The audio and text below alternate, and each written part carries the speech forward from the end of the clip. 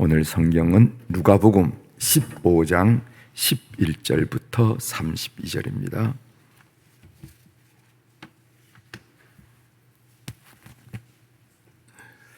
누가복음 15장 11절부터 32절.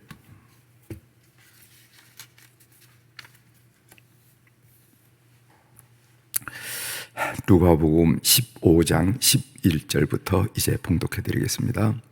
또 이르시되 어떤 사람에게 두 아들이 있는데 그 둘째가 아버지에게 말하되 아버지여 재산 중에서 내게 돌아올 분깃을 내게 주소서 하는지라 아버지가 그 살림을 각각 나눠 주었더니 그 후 며칠이 안 되어 둘째 아들이 재물을 다 모아가지고 먼 나라에 가 거기서 허랑방탕하여 그 재산을 낭비하더니 다 없앤 후 그 나라에 크게 흉년이 들어 그가 비로소 궁핍한지라 가서 그 나라 백성 중 한 사람에게 붙어 사니 그가 그를 들러 보내어 돼지를 치게 하였는데 그가 돼지 먹는 쥐업 열매로 배를 채우고자 하되 주는 자가 없는지라 이에 스스로 돌이켜 이르되 내 아버지에게는 양식이 풍족한 품꾼이 얼마나 많은가 나는 여기서 추려 죽는구나.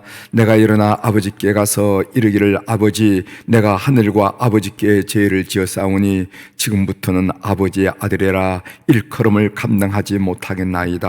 나를 품꾼의 하나로 벗어서 하리라 하고 이에 일어나서 아버지께로 돌아가니라.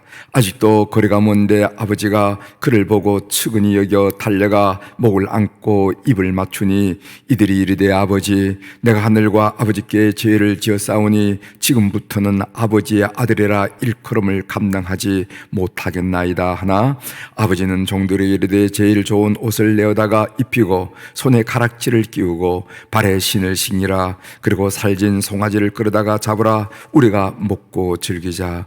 이 내 아들은 죽었다가 다시 살아났으며 내가 잃었다가 다시 얻었노라 하니 그들이 즐거워하더라. 맏아들은 밭에 있다가 돌아와 집에 가까이 왔을 때 풍악과 춤추는 소리를 듣고 한 종을 불러 이 무슨 일인가 물은데 대답하되 당신의 동생이 돌아왔음에 당신의 아버지가 건강한 그를 다시 맞아들이게 됨으로 인하여 살진 송아지를 잡았나이다 하니 그가 노하여 들어가고자 하지 아니하거늘 아버지가 나와서 권한데 아버지께 대답하여 이르되 내가 여러 해 아버지를 섬겨 명을 어김이었거늘 내게는 염소 새끼라도 주어 나와 내 벗으로 즐기게 하신 일이 없더니 아버지의 살림을 장녀들과 함께 삼켜버린 이 아들이 돌아오매 이를 위하여 살진 송아지를 잡으셨나이다. 아버지가 이르되 예 너는 항상 나와 함께 있으니 내 것이다 내 것이로되 이 내 동생은 죽었다가 살아났으며 내가 잃었다가 얻었기로 우리가 즐거워하고 기뻐하는 것이 마땅하다 하니라. 아멘. 32절까지 함께 읽겠습니다.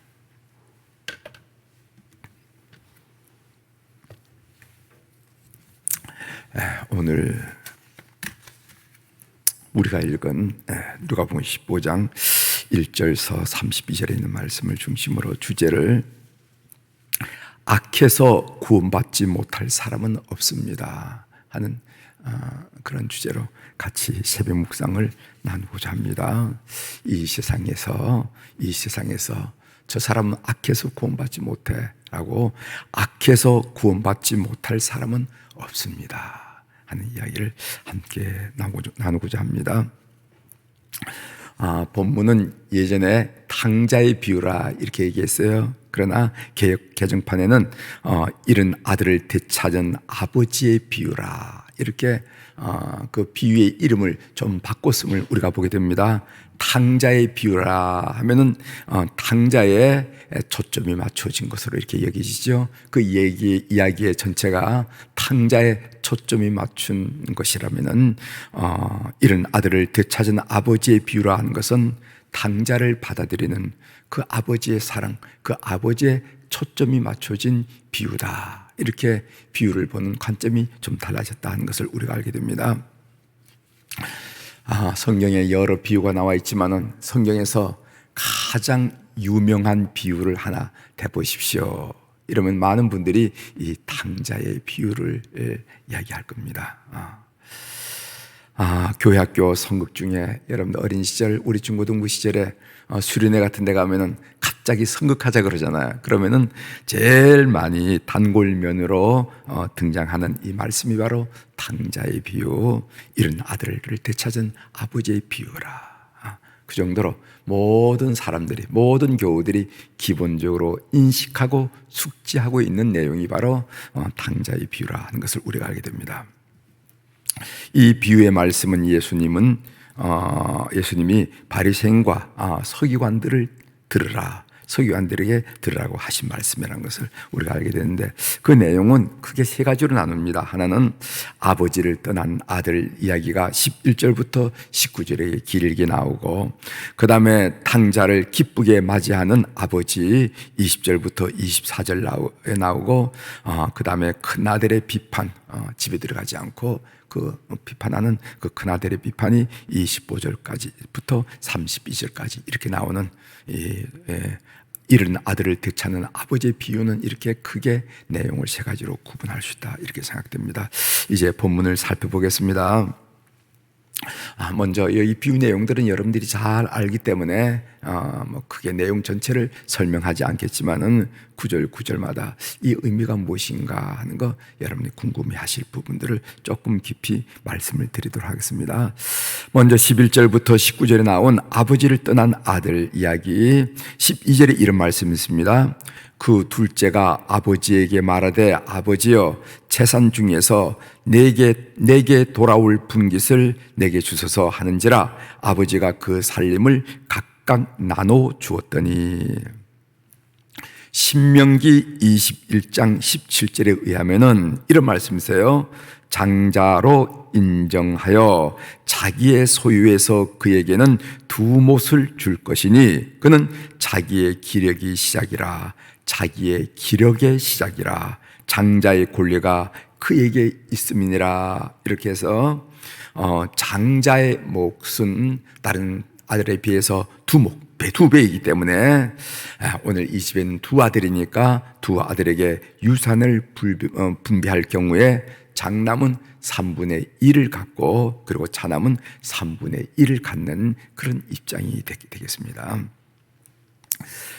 설령 유산을 분배받는다 하더라도 아버지가 살아계실 때에는 아직 아버지께 속한 것이기 때문에 재산을 처분해서, 유산을 처분해서 다른 나라에 가서 이 탕진한 이 둘째 아들의 행위는 엄청난 불효에 해당한다는 것입니다. 그 당시 사회의 풍습에 의하면은 아버지가 언제 죽을지 모르기 때문에, 또 아들 사이에 혹시 재산으로 인하여 다툼이 일어날 것 같아서 아버지가 분배를 해준다는 거죠.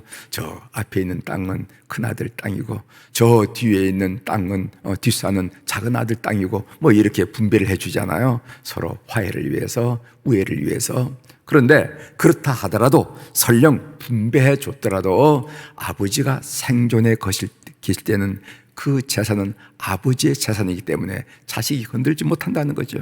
그런데도 불구하고 이 둘째 아들이 억지를 써가면서 내 거 달라 하고 준 지 며칠도 안 돼가지고 다 처분해, 그 부동산을 처분해서 다른 나라를 갔다, 이민 갔다는 말이거든요. 중동 지역에서 예를 들어서 요르단으로 갔다거나 아니면 이라크로 갔다거나 아니면 이란까지 갔다거나 아니면 터키로 갔다거나 아무튼 다른 나라에 가서 살게 됐다 하는 그런 이야기라는 거죠. 13절을 한번 보십시오. 그 후 며칠이 안 되어 둘째 아들이 재물을 다 모아가지고 먼 나라에 가 거기서 허랑방탕하여 그 재산을 낭비하더니. 여러분, 쉽게 얻은 돈은 쉽게 나가죠? 그렇죠? 쉽게 얻은 돈은 쉽게 쓰게 되게 되는. 그래서 돈은 꼭 땀 흘려 얻으라고.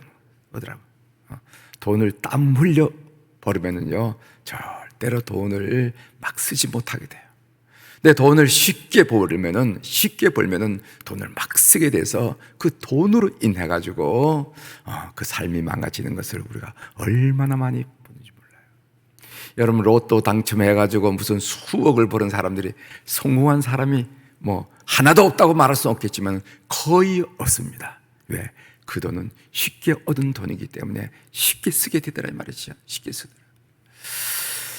그런 삶의 내용, 이 둘째 아들의 삶의 내용을 뭐라고 표현하냐면은 허랑방탕이라 이렇게 표현하는 것을 오늘 본문을 통해서 볼 수가 있습니다. 15절 봅니다.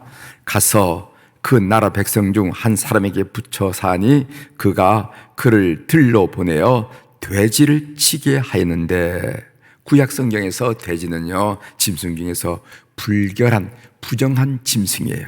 그래서 레위기 11장 7절에 보면 이런 말씀이 있습니다. 돼지는 굽이 갈라져 쪽발이로 돼 책임지를 못함으로 너에게 부정하니. 그렇죠? 섭생을 할 때 정한 음식, 부정한 음식 이렇게 나눌 때 돼지는 부정한 음식으로 이렇게 분류가 돼서, 따라서 유대인들은요 돼지 치는 것을 매우 불명예스럽게 생각했습니다. 가장 천한 직업, 천하고도 천한 직업이 돼지치기라 이렇게 인식했다는 것인데, 바로 이 둘째 아들이 그 돼지치기를 하게 되었다 하는 말씀입니다. 그 다음에 이 탕자를 기쁘게 맞이하는 아버지의 모습이 20절부터 24절에 나오는데, 20절 한번 보겠습니다. 20절, 이에 일어나서 아버지께로 돌아가니라. 탕자가 아버지 집, 아버지 품을 그리고 돌아가는 거죠. 아직도 거리가 먼데 아버지가 그를 보고 측은히 여겨 달려가 목을 안고 입 맞추니. 누가 먼저 봤습니까? 아버지, 아들 중에서 누가 봤습니까? 아들이 혹시 아버지가 하면서 다니는 사람들의 얼굴을 유심히 바라보면서 그 모습을 유심히 바라봤습니까? 아니, 아버지가 아들을 먼저 보고 아버지가 그를 보고 달려가서 목을 안고 입을 맞췄다. 그래서 입을 맞추었다는 말은 뭐를 말하면 중동사에서는요 용서와 화해의 표식을 의미하는 겁니다. 용서와 화해, 그럴 때 입을 맞추는 거예요. 입을 맞추는 게 아니라 사실은 볼을 맞추죠. 꼭 안고. 그래서 그 정이 깊을수록 이쪽 볼에다가 저쪽 볼에도 하고, 그리고 이쪽으로도 이렇게 하면서 이렇게 하는데, 오늘 이 아버지가 아들에게 한 입맞춤이라는 것은 그것은 용서한다, 화해한다 하는 그런 의미라는 거죠. 22절 보겠습니다. 아버지는 종들에게 이르되 제일 좋은 옷을 내어다가 입히고 손에 가락지를 끼우고 발에 신을 신기라 이렇게 말씀하셨는데, 제일 좋은 옷을 내어다가 입혔다 하는 것은 무엇을 의미하는 하면은 명예 표지입니다. 명예를 회복했다는 거죠. 가락지를 끼운다 하는 것은 권위의 표지인데, 그 권위를 회복하는, 자식으로서 권위를 회복시킨다는 거예요. 그 다음에 발을 신을 신긴다 하는 것은 옛날에 중동 지역에서, 고대 사회에서는 종은 신발을 신지 않았지요. 그래서 여러분 그 호렙산에서 하나님께서 모세에게 명령하셔서 신의 발을 벗어라, 내 발에 신을 벗어라 이런 말씀하셨잖아요. 이 말은 무슨 말이야? 너 이제 내 종이 되어야 돼. 너 마음대로 자윤으로 마음대로 오고 가고 하는 것이라. 너는 내 종이 되어다 하는 그 강한 의미로 내 발에 신을 벗어라 그렇게 말씀하셨잖아요. 그런 것처럼 신을 신긴다 하는 것은 자유인의 표지입니다. 신발을 신지 않았다, 신을 신지 않았다, 그것은 종을 의미하는 것이고, 신을 신었다, 이것은 자유인을 의미한다는 거죠.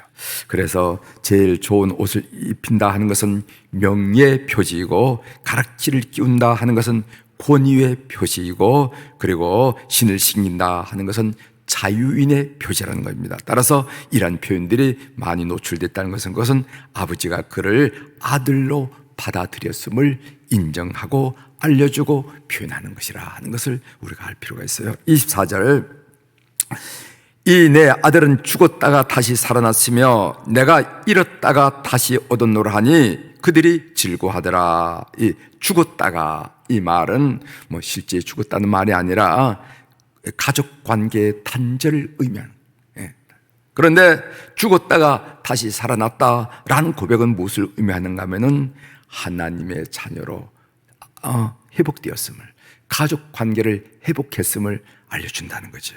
우리가 죄로 말미암아 하나님의 가족이 아니었다가, 그래서 사탄의 가족이 되었다가 예수 그리스도의 보혈로 말미암아 그 엄청난 보배로운 피로 말미암아 우리가 하나님의 가족에 편입된 거 아니에요?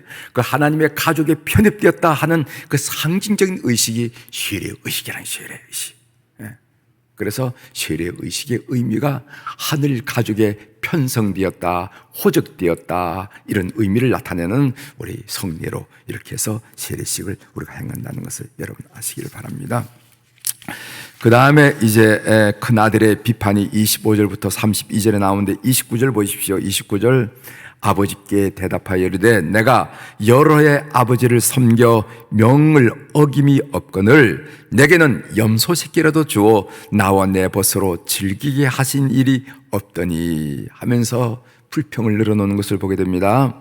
오늘 이 한글 번역본에는 나타나 있지 않으면 원문에는 첫째 아들이 아버지를 행해서 뭐라고 부르냐 하면은 아버지라고 부르지 않고 그 히라보 원문 부분에 이두 이렇게 표현해. 이두. 이 말은 무슨 말이냐면 이보시오 이렇게 하는 거예요. 여러분 지나가는 사람 보고 뭐다 하면 이보시오 이렇게 얘기하는 것처럼 이 이두라는 이 히라보 표현은 뭐냐면은 이보시오라고 얘기하는데 자기의 아버지를 아버지 이렇게 얘기하는 것이 아니라 이보시오 이렇게 표현하는 것을 보게 된다는 거죠.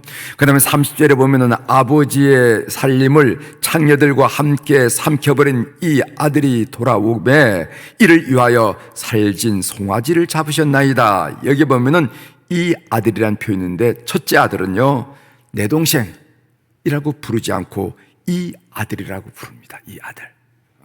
내 동생이 오매 이렇게 말하지 않아요.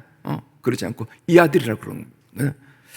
동생을 이 아들이라고 부른 것은 그를 자기 동생으로 인정하기를 거부했다는 의미입니다. 그러나 아버지는요 32절에 보면은 내 동생이라고 얘기죠. 내 동생. 이 내 동생은 죽었다가 살아났음에 이렇게 얘기하잖아요. 아버지는 내 동생이라고 이야기하는데 정작 큰아들은 이 아들이라고 나와는 상관이 없다고 나는 본 적 없다고 저런 동생을 든 적이 없다고 하는 얘기를 우리가 보게 됩니다. 저는 본문을 묵상하면서 오늘 여러분들에게 알려드린 주제처럼 이 세상에 악해서 구원받지 못할 사람이 없다라고 정했습니다. 그럼 그것을 어떻게 알았는가? 이 세상에 악해서 구원받지 못할 사람이라는 사실을 어떻게 알았는가? 제가 여러분들에게 두 가지를 말씀드리려고 하는데 하나는 뭐냐 하면은 둘째 아들 당자를 받아들이고 기뻐하시는 하나님의 기쁨을 보니까 그렇구나 라고 알게 되더라는 거예요. 여러분 그 하나님의 기쁨이 24절에 나오죠. 이 내 아들은 죽었다가 다시 살아났으며 내가 잃었다가 다시 얻었노라 하니 그들이 즐거워하더라. 32절에 봐도 이 너 동생은 죽었다가 살아났으며 내가 잃었다가 얻었거늘 우리가 즐거워하고 기뻐하는 것이 마땅하다 하니라 하면서 그 하나님의 기쁨을 우리가 보면서 비로소 뭐라고 고백하냐면은 이 세상에 악해서 구원받지 못할 사람은 없다 이렇게 말하고 선포할 수 있다는 것입니다. 여러분 둘째 아들이 어떤 아들이었습니까? 우리가 당자에 비유하면 둘째 아들에 대해서 마음으로 이렇게 조금 이렇게 받아들이는 그런 마음이 있지만 사실 우리가 이 둘째 아들의 행태를 객관적으로 보면요 아버지가 살아계실 때 유산을 처분해서 아버지를 떠났다는 것은 엄청 불효자. 그 당시에 사회적 풍습으로 볼 때는 이해할 수 없는 일을 한 겁니다. 불효자. 만일 여러분 생각해 보십시오. 그가 바깥에서 무슨 사업을 하다가 성공했다면은 아버지 곁을 떠난 그 사람이 돌아왔을까요? 이제 오갈 데 없으니까 죽기 직전에 아버지 집을 기웃거렸던 사람이 바로 이 탕자가 아니냐 말이죠. 그런 탕자를 받아들이고 기뻐하는 아버지의 모습을 통해서 아버지의 사랑은 그 하나님의 사랑은 끝도 없고 한도 없구나 하는 것을 알게 된다는 거예요. 이것이 첫 번째로 이유고 두 번째로는 이 세상에 악해서 구원받지 못할 사람이 없다고 고백할 수 있는 이유, 담대히 선포할 수 있는 이유가 뭐냐? 두 번째는요 나 같은 죄인을 구원하신 하나님의 은혜를 경험했기 때문에 그렇습니다. 경험하기 때문에.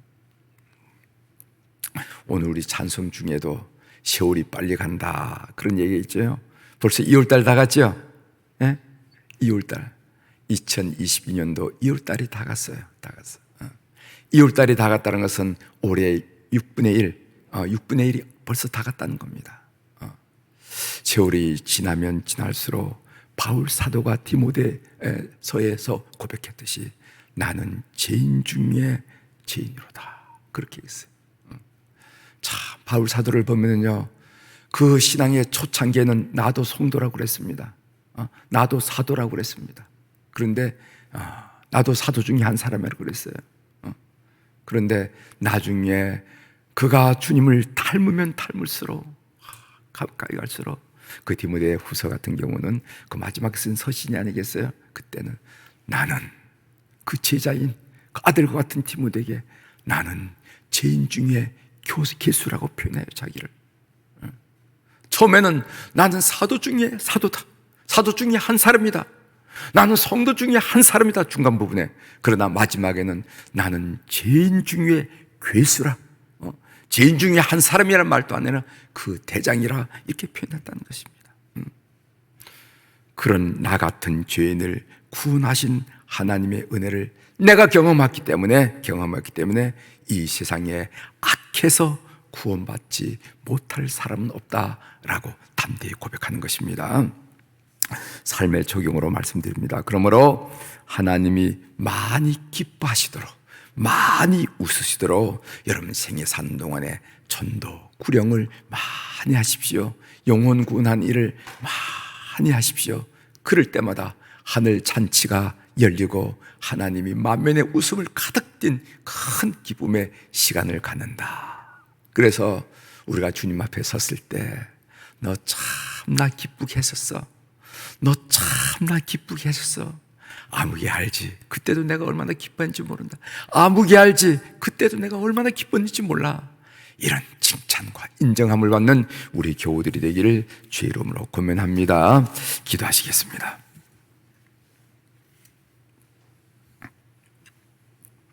하나님 아버지, 꽃샘추위 싸늘한 날씨임에도 불구하고 우리 사랑 교우들이 이 새벽에 고요한 시간에 하나님 아련하고 하나님과 대화를 나누면서 이런 귀한 말씀 묵상하면서 나눌 수 있도록 은총을 베풀어 주셔서 하나님 감사합니다.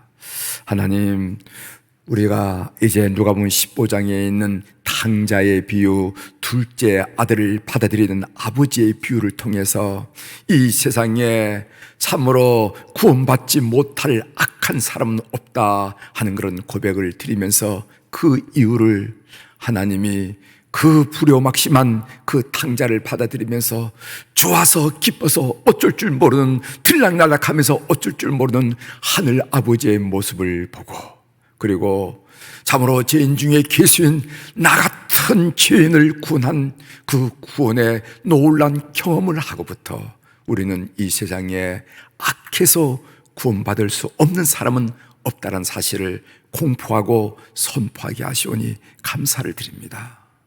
그리고 우리가 서로 권면했습니다. 서로 약속했습니다.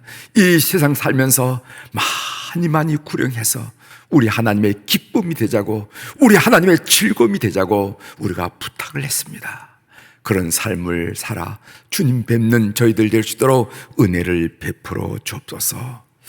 오늘 또 주님 앞에 귀한 물질을 드린 우리 사랑하는 교우들이 있습니다. 1000번째 헌금을 드린 교우들이 있습니다.